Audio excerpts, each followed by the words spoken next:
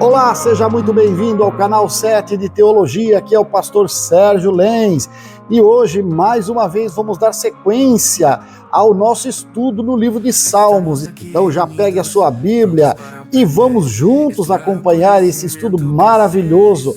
E antes de tudo, não esqueça, vai aí embaixo, dá o like, deixa aquele like esperto, faça o seu comentário. Aliás, compartilhe com alguém e não esqueça de dar uma olhadinha se você ainda está inscrito. Isso é importante para nós, tá bom? Então, roda a vinheta e vamos começar.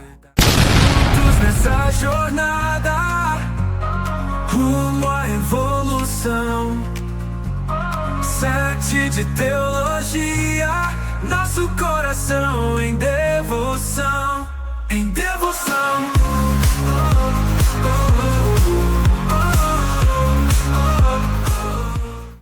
Ok, você sabe que nós estamos todas as terças-feiras, ou pelo menos quase todas, dando sequência ao estudo dos Salmos, sempre extraindo uma palavra de Deus para o nosso coração, sempre extraindo uma verdade de cada um destes salmos. E na ocasião de hoje nós temos então o Salmo 35, é um salmo que possui 28 versos.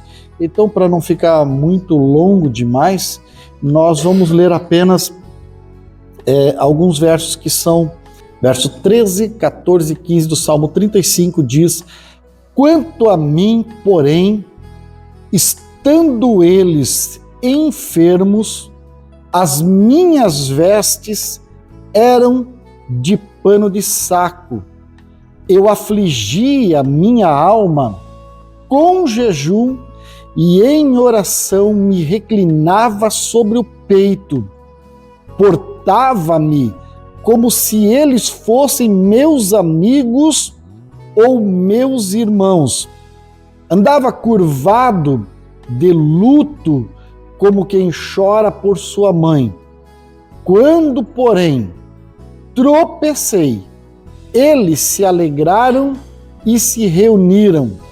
Reuniram-se contra mim os abjetos que eu não conhecia, dilaceraram-me sem tréguas." Este é mais um dos salmos de Davi, daqueles salmos de lamentações, dos 150 salmos que nós temos na nossa Bíblia.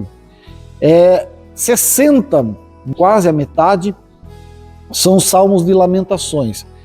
E o que são salmos de lamentações, senão reclamações pessoais? E esse é o momento em que Davi, como rei, está expressando a sua angústia, a sua dor pessoal, especificamente pela traição de pessoas próximas a ele. Poderíamos citar o caso de Absalão, de Aitofel, e sabe-se lá quantos desafetos Davi colecionou ao longo do seu reinado de mais de 40 anos. É muito natural que ele tivesse colecionado pessoas que se achegaram a ele como amigos, vieram a ele para lhe oferecer o ombro, mas ao ele estar em necessidade ou ao ele expressar um momento de fraqueza, eles retiraram o ombro para oferecer-lhe uma adaga para perfurar-lhe o olho. Essa expressão que eu utilizo aqui é para nós pensarmos a gravidade que é ser traído em um momento de fraqueza. E aí nós perguntaríamos, quem nunca, né? Quem nunca foi traído? Quem nunca confiou em alguém e esse alguém acabou traindo-lhe a confiança, o amor depositado? Eu já havia lido esse salmo algumas vezes e na semana passada estava preparado para falar deste salmo, mas acabou que ontem repassando ele, eu precisei mudar todo o roteiro e acabou ficando com 2 esboços, porque o outro tem um outro viés, mas este aqui acabou saltando-me aos olhos. A traição, seus males e as suas consequências, segundo a Bíblia.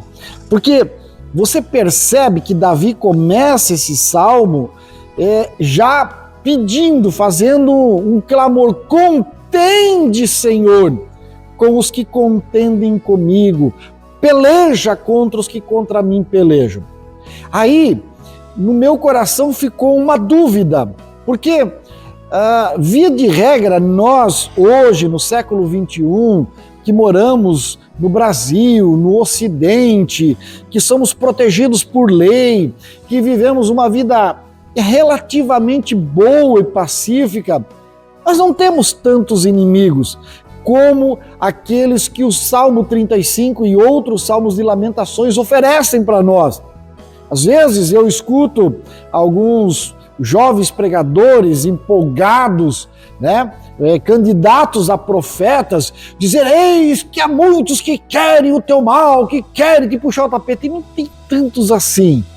Quando muito, 1 ou 2 desafetos, e até por culpa nossa mesmo, porque nós erramos, porque nós tropeçamos nas palavras, acabamos criando um problema para nós, e esse problema se levanta contra nós, e nós dizemos: o inimigo se levanta. Não é nada de inimigo, é só alguém que não gostou de alguma coisa que nós falamos, de alguma coisa que nós fizemos, e aí, como ele está contra nós, alguém já levanta lá em profecia dizendo: este é o teu inimigo. Meu irmão, você não tem tantos inimigos assim quanto pensa. Lá no mundo espiritual, beleza, porque lá nós temos hostes espirituais da maldade que trabalham diuturnamente para nos matar. Mas nós estamos cobertos pelo sangue de Jesus, estamos debaixo da proteção do Senhor. Aliás, Paulo escreve aos Efésios para nos lembrar que ele assentou-se à direita da majestade e nos levou junto com ele para colocar os inimigos aos pés dele, naturalmente aos nossos próprios pés. Então nós caminhamos com uma paz relativa, tanto que você vai sair daqui hoje, vai chegar na sua casa, vai fazer lá o seu bom prato de feijão, vai comer bem, vai deitar, vai fechar os olhos, apagar as luzes e não vai ter medo, mesmo sabendo que há uma hoste espiritual maligna que ruge como um leão querendo tragar a todos nós. Mas você diz: em paz me deito e em paz eu me levanto, porque é o Senhor que vela pelo meu sono. Aleluia. E quanto aos homens, pastor? Imagina, irmãos, não tem tantos homens assim contra você. Fica tranquilo. E se tiver, a culpa é sua, que de vez em quando tropeça nas palavras. De vez em quando dá uma murmuradazinha pelos cantos e alguém fica sabendo e fica chateado com você, mas não é teu inimigo, fica tranquilo. A briga, alguém diz assim: o pastor Sérgio é brabo. Meu irmão, a única coisa que eu não sou é brabo. Eu tento ser justo, correto com as coisas, e eu sempre vou brigar pela coisa, nunca com você.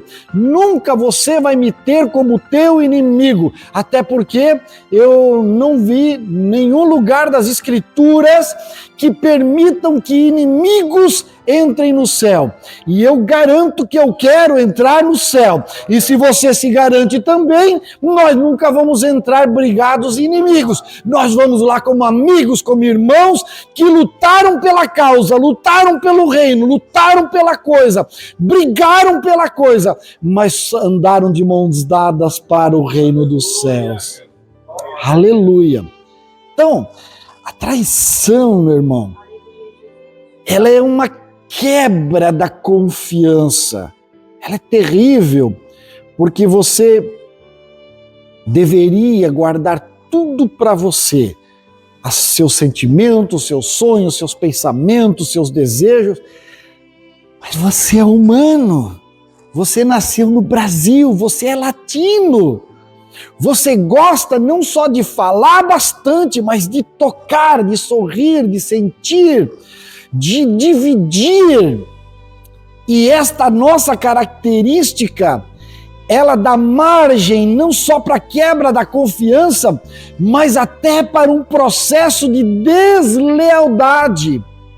E a deslealdade é um momento, uma circunstância tenebrosa, porque quem está confiando tem a certeza absoluta que vale a pena confiar, que está apostando todos os seus cartuchos, as suas fichas, todos os seus bens, e de repente, num processo de deslealdade, ele percebe que não valeu a pena investir naquela pessoa, porque o desleal, ele vai ser infiel para com você, ele vai dizer, eu guardo o seu segredo, mas não vai guardar. Eu vou proteger a sua retaguarda, mas vai te apunhalar pelas costas. Ele vai dizer, pode contar comigo, mas no momento da crise, é ele que vai ser o primeiro a puxar o teu tapete, passar a perna e te derrubar ao chão. Então, essa infidelidade em um relacionamento, essa deslealdade, essa quebra de confiança, ela nada mais é do que parte do processo da traição. E Deus nos ajude, Deus nos dê graça, para que a partir desta palavra, nesta noite, nós possamos compreender que o processo da traição, ele é um dos atos mais vis, porque ele devasta tanto emocional quanto espiritualmente, porque você já está nos farrapos, você já está nos pedaços, só na poeira da gaita, como alguém diz, e aí de repente você pega o último das tuas forças e olha para alguém e diz, eu vou abrir o meu coração com ele, eu vou confiar nela. E aí quando você faz isso, esperando um ombro amigo para te levantar, vem a punhalada, deslealdade contra você. E a ferida, tanto emocional quanto espiritual, que se cria a partir daí, às vezes pode destruir famílias inteiras. Então que o Senhor nos dê capacidade de gerenciarmos este momento em que alguém confia em nós. Veja, quando a Bíblia diz que nós devemos orar uns pelos outros e que a oração do justo tem o poder de curar feridas e de restaurar a vida de um irmão, não é para você dizer, o pastor é a pessoa em que eu posso confiar, derramar a minha alma, porque ele tem o processo da confiabilidade. Ele nunca vai falar para ninguém o que eu falei para ele. Não é para ser só o pastor. Você também tem que ser essa pessoa de confiança. Você tem que ser esse túmulo selado, aonde as coisas caem ali dentro, e no máximo, no teu oculto, no teu quarto secreto, no teu momento de intimidade com Deus, você vai citar, quem sabe até sem falar nomes, porque paredes têm orelhas e paredes escutam, mas nunca vai chegar num banco de igreja, dobrar os joelhos e dizer, Senhor, abençoa o fulano de tal, que está com 2 rodas no precipício, ele até me falou ontem que ele quase caiu, que a esposa dele nunca saiba, Senhor, abençoa ele, dá força. E aí você destruiu uma família inteira, né?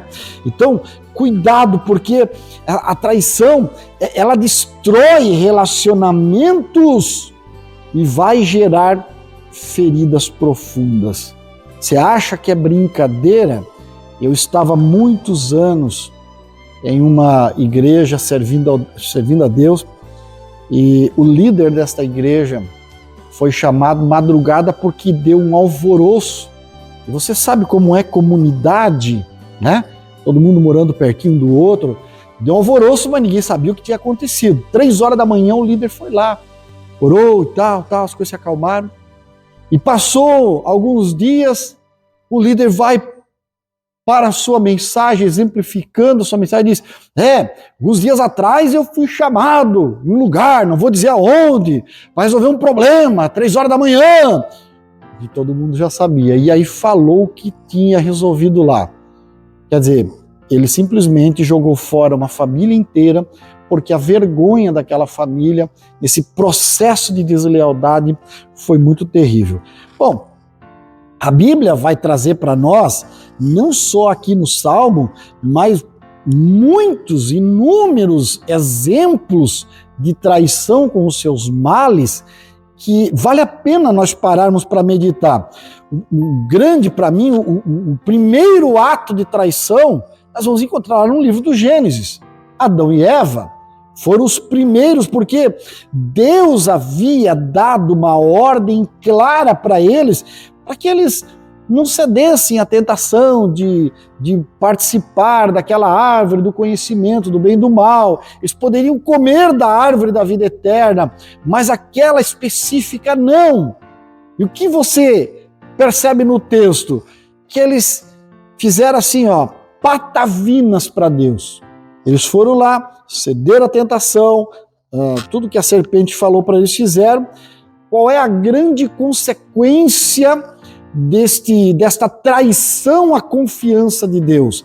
A consequência é a entrada do pecado no mundo. E nós precisamos entender que quando existe um processo de traição a uma palavra estipulada, a uma palavra colocada, sempre haverão consequências. É por isso que Deus dá para nós dessa noite esse momento de pararmos e meditarmos nesse tema da traição, para que nenhum de nós sejamos traidores.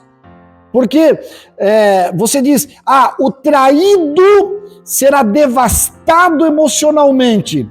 O traidor vai ficar de boa? Não, senhores. Há consequências que virão. Às vezes, você não vê a consequência vir sobre o traidor, mas é muito pior que uma cobrança venha sobre os meus filhos do que venha sobre mim. Eu prefiro que me amputem um braço do que façam algo contra o meu filho, contra a minha filha. Pois muito bem, acontece que às vezes a consequência da deslealdade vem sobre os filhos, sobre os netos. Para quê? Para que se sofra muito acima daquilo que se deveria sofrer. É muito perigoso isso. Eu fico pensando às vezes se é coincidência ou se realmente há uma lei da semeadura na natureza, como a Bíblia diz. Meu pai sempre contava uma história para nós quando éramos criança, de um certo conhecido seu que criou-se junto, e eles saíam para caçar, para pescar, uma época em que a cidade era pequena e havia muita mata virgem, e um dos seus amigos tinha o hábito de colocar laço para pegar passarinho. Pegava vivos passarinhos, naturalmente eles pegavam com laço, matavam, assavam e comiam. E até aí está tudo bem, porque isso faz parte do processo natural. Mas esse amigo em específico, ele pegava os passarinhos vivos, pegava um prego, furava os olhos dos pássaros e soltava eles cegos. Só para ver os pássaros bater com a cara na árvore e tal, aquele negócio todo, num processo bastante cruel. E ele fez isso por muito tempo.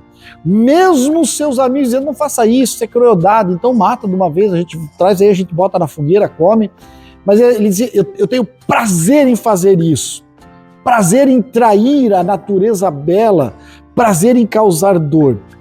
Os anos passaram e meu pai contava que um dia encontrou esse seu amigo e depois de algumas conversas descobriu que ele havia casado, havia tido 3 filhas e as 3 filhas eram cegas de nascença. Lei do retorno, coincidência, eu não sei. Mas fato é que há uma palavra bíblica: tudo que o homem semear, ele também ceifará. Então, a quebra da confiança com Deus afasta Deus de nós e traz dor para dentro da nossa realidade. Meus irmãos, Deus, Ele nos chamou das trevas para a sua maravilhosa luz, não é só porque éramos melhores do que os outros, não é porque você e eu somos mais bonitinhos, mais cheirosinhos, mais queridinhos. Pelo contrário, a maioria de nós não prestava,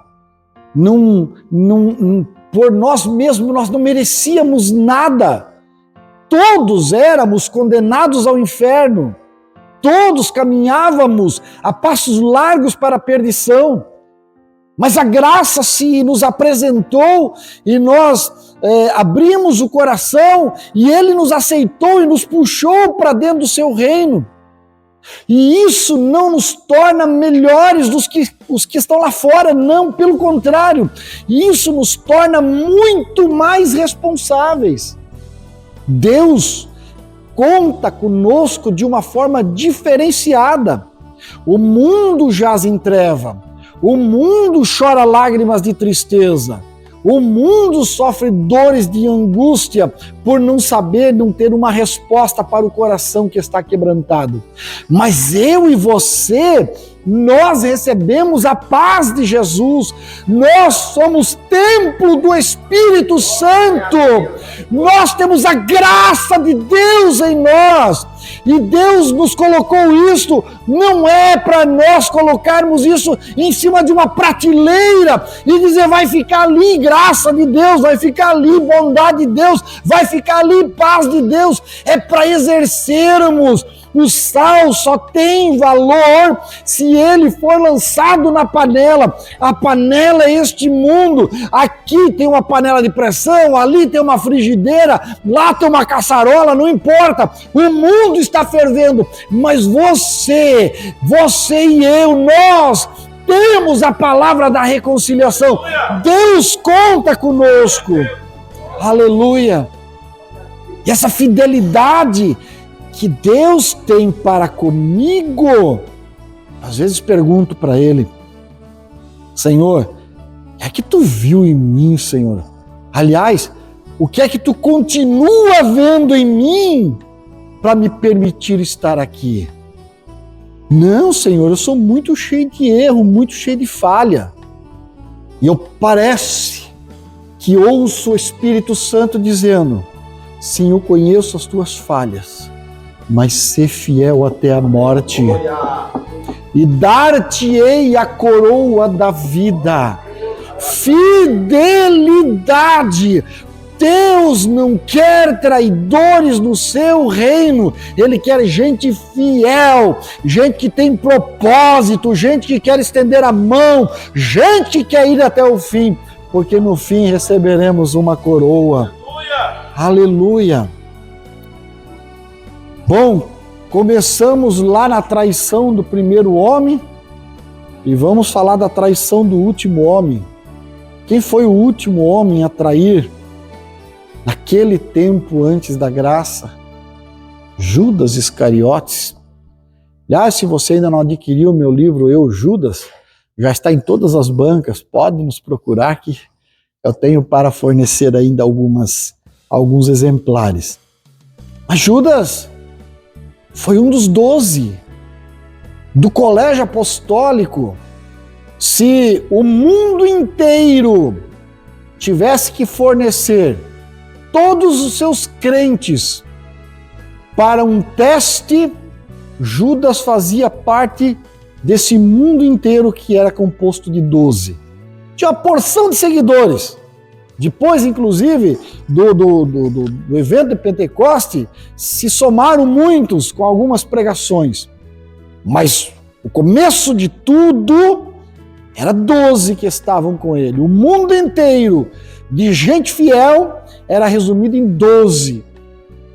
Mas Judas não conseguiu. Ele, pelo contrário, ao tentar fazer as coisas do seu jeito, ele disse: eu vou jogar Jesus contra o Império Romano. Se ele tem esse poder todo que ele já mostrou para nós, se ele tem essa capacidade toda de ressuscitar mortos, de fazer milagres estupendos, de desaparecer num lugar e aparecer no outro, de sair do meio da multidão sem que a multidão veja o que aconteceu. Bom, para ele pedir, ele mesmo vive dizendo que ele podia pedir anjos, então ele que peça os anjos, que eu vou botar o Império Romano na cola dele, e aí nós vamos assumir como reis aqui já. E vou estar fazendo uma coisa boa. O traidor nunca pensa que é um traidor. O traidor sempre pensa que está fazendo uma coisa boa. Ou para ele, ou para alguém perto dele, ou para o grupo que ele defende. O traidor, ele sempre pensa que está certo. Ele nunca pensa que está errado. Você pode ver o traidor é como um mentiroso. O mentiroso, quantos irmãos que você conhece que são baita contadores de piada, não que de vez em quando você não possa fazer uma gracinha entre amigos, entre familiares mais chegados, uma gracinha ou outra ali é até bom para dar uma relaxada, mas um contador de piadas contumaz, ele evolui inclusive para piadas sujas, com palavras de baixo calão, e ele se torna um mentiroso contumaz. E quando dá o microfone, aí ele acrescenta, né? Não, eu preguei, tinha 30 mil pessoas, 5 mil se converteram aqui, que nada, mano, um ponto de pregação com 4 pessoas, ninguém se converteu, tava todo mundo louco para ir embora, que não aguentaram a palavra dele, mas ele conta, né? Deus fez milagre, batizou e tal, fez nada, tava todo mundo louco para ir embora. É um mentiroso, ele nem se toca que ele é mentiroso, ele é mentiroso. Ele vai para o inferno com carteirinha de membro de uma igreja evangélica e tomando ceia e fazendo as questões religiosas todas certas, mas vai para o inferno. Porque a Bíblia é muito clara, nos últimos 2 capítulos de Apocalipse, de fora ficarão os mentirosos, 3 vezes há uma referência sobre isso. Então o mentiroso, o murmurador, o traidor, eles são tudo farinha do mesmo saco. Eles acham que são perfeitos, eles acham que estão fazendo a coisa certa. E por isso é necessário, a pastora assim falou aqui no domingo, é bom reforçar isto, é necessário passar a sua vida, a minha vida, a nossa vida, em revista diante da Bíblia Sagrada. Eu comprei agora, recente, me indicaram, eu comprei, achei muito legal. É grande, não dá nem para trazer para a igreja porque é pesado, é um livrão desse tamanho. Mas tem 5 versões de Bíblia no mesmo livro. Então você abriu 2 páginas, né? Abriu as páginas uma para cá, outra para lá, tem os 5 versões de um versículo aqui, 5 versões aqui, às vezes tem 4 versículos em 2 páginas, mas está 5 versões ali. Então você lê uma, outra e compara as versões. E isso é bom porque você pega a linguagem erudita, você pega a linguagem contemporânea, você pega a linguagem de hoje, você pega a linguagem figurada e compara isso. Para quê, pastor? Para poder passar a sua própria vida, os seus atos, a sua postura diante da palavra. É a palavra que vai dizer para você: precisa mudar, tem alguma coisa errada, não está certo desse jeito. É a Bíblia. Aí não precisa Deus levantar o profeta na igreja, não precisa Deus usar o pastor no domingo à noite, não precisa trazer gente de fora para falar coisas tremendas, porque você mesmo já consertou. Você sabe aquela coisa de, para que eu vou levar no mecânico que vai passar o scanner, vai me cobrar a mão de obra, a hora da mão de obra, a peça, não sei o que, se é só eu pegar e apertar um parafuso? Para quê? Eu fui alguns anos atrás numa casa famosa de ar-condicionado lá em Joinville, que o ar-condicionado do meu carro não estava funcionando. E aí eles botaram no elevador, olharam, já, olha, isso vai custar isso aí, imagine você há 15 anos atrás, isso aí vai custar R$ 1.800 e vai ter que ser trocado isso, aquilo, outro. Disse, bom, faz aí em 6 vezes, porque eu não tenho esse dinheiro, eu não ganho isso tudo, mas faz 6 vezes, faz. Então eu trago semana que vem, beleza, tá. E siga viagem. No outro lado da cidade, abriu uma oficina nova, era uma casa que mexia com bicicleta. Eles abriram oficina de carro e ar-condicionado. Vou parar ali, tem uma segunda opinião. Parei lá, eles botaram no levacar, enquanto estava subindo o carro, eu vim para frente, encostei na porta, 30 segundos. Eu escutei o elevador baixando. Aí e aí, muito grave o dano? Não, tá pronto. Como assim tá pronto? Não, era um parafuso só que estava solto. Nós apertamos a correia, apertamos o parafuso, pronto, tá. Quanto é que eu devo? Nada, para apertar o parafuso não precisa nada. E fui embora de graça. Você entende? Quando eu olho para a palavra de Deus, a palavra vai fazer em mim esse aperto de parafuso. Eu não preciso ir alguém que vai me cobrar caro. Tem gente deixando de ver a Bíblia para ir atrás de profeta e tem que dar oferta, tem que dar dízimo, tem que dar não sei o quê, tem que dar mais não sei o quê, tem que dar presente. Para quê? Se a palavra de Deus tem a verdade que eu e você precisamos para morar no céu. Aleluia. Bom, aí você sabe a consequência da traição de Judas, né?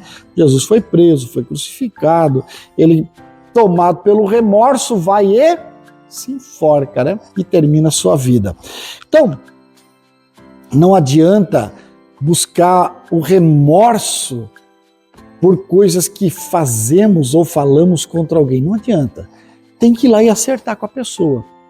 Eu gosto de ser assim como a gente dizia antigamente, assim, é preto no branco, né? Quer dizer, caneta preta com papel branco. Aparece bem. Escrever. Eu tenho alguma coisa para falar? Eu não fico falando por aí. De vez em quando eu dizer, porque agora nós estamos em campanha política, porque fulano falou que o cicrano disse que o Beltrano fez não sei o quê. Vai lá e pergunta pro Beltrano, não tenho nada a ver com isso. Não é problema meu. Não sou advogado de ninguém. Pergunte para a pessoa. Para de fazer intriga, para de ser mensageiro de Satanás, espalhando mentira de coisas que você não sabe. Pelo amor de Deus, isso vale não só para a campanha política, isso vale para a vida cristã. Se você não sabe, passa aquelas peneiras de Sócrates, te diz respeito, é verdade, você viu, não, então não te mete, não é problema teu. Você não precisa ser filho do diabo, você tem que ser filho de Deus, porque você vai morar no céu. Aleluia! E poderíamos usar a própria referência do texto, a traição de Absalão, né? Absalão, filho de Davi, o que é que ele queria? O trono do pai. Não estava bom ser filho do rei, não estava bom ter todas as prerrogativas. Ele achava que ele também poderia ser líder. E ele até por um tempo deu certo. Porque você vê que a estratégia dele era ficar na porta do palácio e quando as pessoas não saíam bem contentes com o edito do rei, ele chamava a pessoa para o canto com a voz macia e dizia, pois é, né? Rapaz alto, cabeludão, bonitão, forte, claro, comia filho do rei, só comia coisa boa, né? Ia pra academia, tomava whey pro, aquelas coisas todas, então tava bonitão. E aí, ele chamava pro canto assim, deixa eu contar uma coisa pra você, se eu fosse rei, se Deus me desse esse privilégio, sabe que Deus vai me dar, mas é através do voto popular. Se você ficar do meu lado, eu posso ser rei e as tuas causas. Você sabe essa conversa mole que às vezes fazem para nós? Não, que tal se nós fizer assim junto? Que tal se nós abrir uma igreja junto? Que tal se... Meu irmão, isso é tudo conversa de Satanás na cabeça das pessoas para enganar, para levar à derrota. Depois, aí não tá bom aqui, aí ele vai e abre uma arapuca ali. Aí ele não tá bom ali, aí ele vai e se junta com outro grupo lá. Daí lá não tá bom, ele vai para outro lado. Daqui um pouco tá envergonhado. Aí ele, para voltar lá, eu tenho vergonha agora, já não dá mais. Aí não vai para lugar nem para outro. perde a família, perde tudo, porque o traidor, ele acaba na pior das ruínas, porque ele não conseguiu ser leal. Lealdade é característica de gente que vai morar no céu. Bom, você sabe a consequência, né? Guerra civil, Absalão morre, Davi fica lamentando, e é uma coisa terrível, principalmente quando a traição é entre familiares. Porque a família tem que se proteger. Eu não uso muito a expressão, esta aqui é a família de Deus, ainda que ela seja, mas eu não gosto de usar essa expressão. Sabe por quê? Porque família não despreza filho doente. Família não deixa de lado filho com problema. Família não come bem o seu prato cheio, enquanto o prato do filho, do irmão, está vazio, sem nada. Família divide, tem tudo em comum. Só tem um ovo, são 5 pessoas, pois divida este ovo em 5. É pouco, mas os 5 vão comer junto. Família faz isso. E bem lá no fundo da alma, você há de convir comigo que para a família nós temos que crescer muito ainda. Nós temos que melhorar muito ainda. Família. Eu coloco aqui, tá os líderes do círculo de oração, tá aqui, que eu quero rezar a missa de corpo presente, né? Tá a Yara aí, né? A Andréia não tá, né? Tá a Yara aí, né? Aí a Yara tá 10 anos na frente do círculo de oração, né, Yara? Da União Feminina, 10 anos. Aí eu digo assim, não, Yara, eu vou dar um tempo agora, vamos colocar outra pessoa para te substituir, daí você descansa um pouquinho, mas você vai continuar sendo aluna do círculo de oração, né? Nunca mais vem. Nunca mais vem. Veio 10 anos sem faltar, vinha esbaforida, chegava tarde, se arrebentando, mas vinha. Daí porque tirou da liderança não vem mais. Você já viu esses casos? Isso para mim é traidor. Isso para mim é traição. Sabe? Por quê? A não ser que mudou o horário do emprego, né? Viajou, tal, deu problema, ok, casos e casos. Mas via de regra, tirou o líder da frente do trabalho, não vem mais no trabalho. Não vem mais, não participa mais. Por quê? Quer dizer que o dia que eu deixar de estar pastor, eu não vou mais ser crente? Eu não vou mais participar de culto? Mas agora eu não sou mais pastor, eu não vou mais na igreja. Será que é assim que eu vou ser? Será que isso não é uma característica de um traidor? Será que eu não vou ser desleal ao Deus que me chamou, que me capacitou, que me vocacionou, que me encheu da sua graça para enfrentar os piores perrengues e agora que eu estou livre só para servi-lo, eu não vou mais? Está correto isso? Você há de convir comigo que nós temos muito para melhorar, para dizer que somos bons. Temos muito. Por isso que um dia Jesus olhou para o moço e disse, bom só tem um que é Deus. O resto é tudo caco, não vale nada. Essa aqui, a caco é por minha conta, né? Bem, quais são as consequências gerais da traição? Vamos pensar por partes. Primeiro, destruição de relacionamentos. Terrível. Uma palavra, você é amigo há 10, 15, 20, 30 anos de uma pessoa. Uma palavra, você destrói um relacionamento. Uma palavra. Por isso, a necessidade de nós pensarmos, dar uma engolida na saliva antes de falar alguma coisa.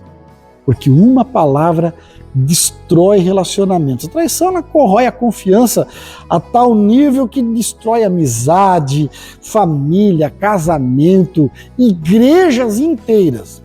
Segundo, ela traz isolamento e solidão. Porque o traidor, o murmurador, o desleal, o mentiroso, ele vai terminar os seus dias sozinho. Ele não vai terminar os seus dias rodeados de amigos e familiares, porque a família vai vazar quando puder e os amigos vão se embora porque nunca foram seus amigos, sabiam da sua qualidade de traidor. Então, isolamento e solidão. Terceiro, perda espiritual. Não há dúvida alguma que a traição contra Deus ou contra os filhos de Deus vai resultar num afastamento espiritual tão grande que vai terminar como Adão e Eva, que começaram no paraíso e terminaram no inferno, tendo que lavrar a terra com cardos e abrolhos e sofrendo, inclusive, assassinato dentro da sua própria família, entre os seus filhos. É terrível a perda espiritual do traidor. E claro, nem se fala das consequências eternas, porque a Bíblia fala de juízo final, especialmente para aqueles que andarem em desobediência e traição contra Deus. Mas aí, pastor, o que a gente faz?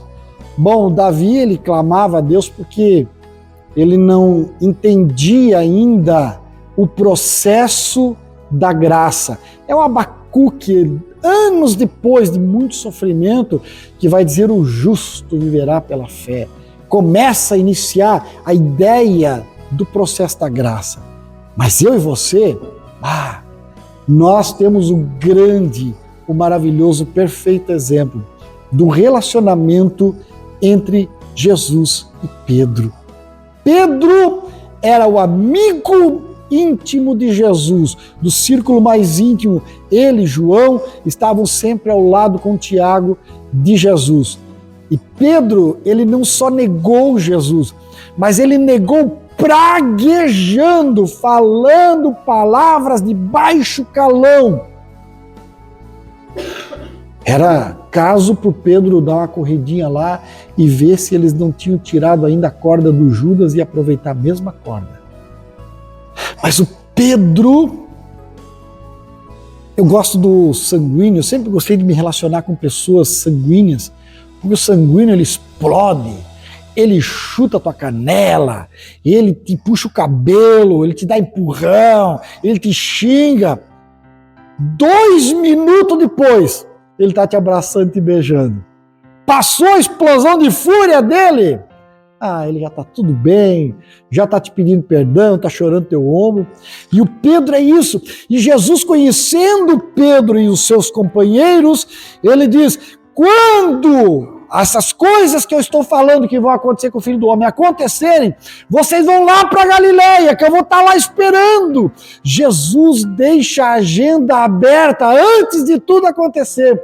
Jesus deixa para mim e para você a agenda aberta, marca um culto como esse, para que você seja instruído, e mesmo que você tenha errado grosseiramente com Deus ou com alguém, a noite de reconciliação, Jesus está na praia da sua vida, Ele está lá com pão, com fogueira, com peixe assado, dizendo: filhos, tendes aí alguma coisa para vocês comer? E você vai dizer: Senhor, eu fui traidor e o traidor não tem pão no seu alforje.